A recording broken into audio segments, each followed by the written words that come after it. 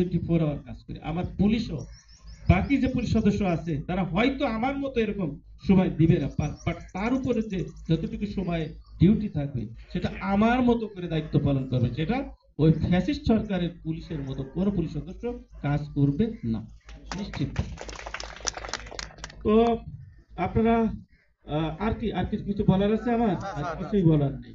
তো এখন আপনারা যেটা চান আমিও সেটা চাই। আপনারা নির্যাতিত হয়েছেন, আমিও নির্যাতিত হয়েছি, আমার পরিবারও নির্যাতিত হয়েছে, অর্থাৎ আপনারা আর আমি একই, ঠিক আছে? একই বেদনা, একই ব্যবস্থা আছে। আগামীকাল যেন তার থেকে ভালো থাকে, এর পরের দিন যেন তার থেকে আরো ভালো থাকে। মার্চ মাসে যেভাবে থাকবে, এপ্রিল মাসে যেন দেখি যে না আমরা মার্চ মাসের থেকেও ভালো আছি। এভাবেই আমরা আমাদের থানাকে এগিয়ে নেব, পুরো দেশটা, আমাদের জেলাটা, পুরো দেশটাই আমরা এগিয়ে নিয়ে যাব। আমরা আর পিছনের কোনো কালিমা আর আমরা স্মরণই করতে চাই না।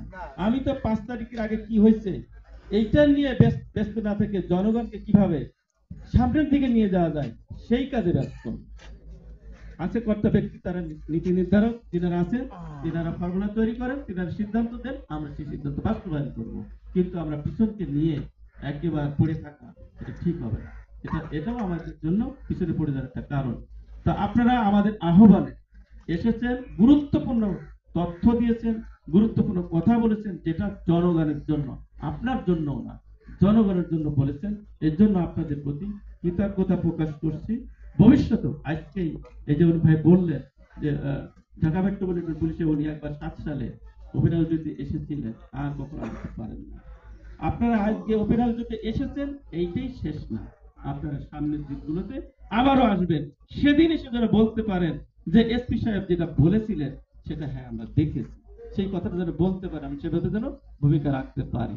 তবে একটু বলি, আজকে 68 জনকে গ্রেফতার করেছি। আপনারা একজন দায়িত্ব নেন যে 68 জন কালকে জেলখানায় থাকবে কিনা। আমার কথা কি বুঝছেন? আপনার জেলা কোর্টে 600 জনের উপরে অ্যাডভোকেট সাহেব আছে, কালো কোর্ট দাঁড়িয়ে, সবাই দাঁড়িয়ে আছে কি জন্য?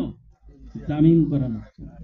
আমার 2 জন পুলিশ একজন আসামি ধরে কোর্টে দিয়ে আসছে, 600 জন অ্যাডভোকেট সেখানে দাঁড়িয়ে আছেন, ওকে জামিন করানো। মহামান্য আদালত আমার এই মক্কেল কোনো দোষ করে নাই, এর মতো ভালো ভালো দুনিয়া আর হয় না, এ শুধু ভালো না 14 বুঝতে পারে। আমি গতকাল পুলিশ মিটিং এ বলেছি, আমি যাকে একবার ধরবো, ওখানে চিফ জুডিশিয়াল ম্যাজিস্ট্রেট তাদের সবার সামনে, বিচারক যারা ছিল সবার সামনে বলছি, আমি পুলিশ যাকে একবার ধরবো তাকে আমি 2 বার ধরতে পারবো না।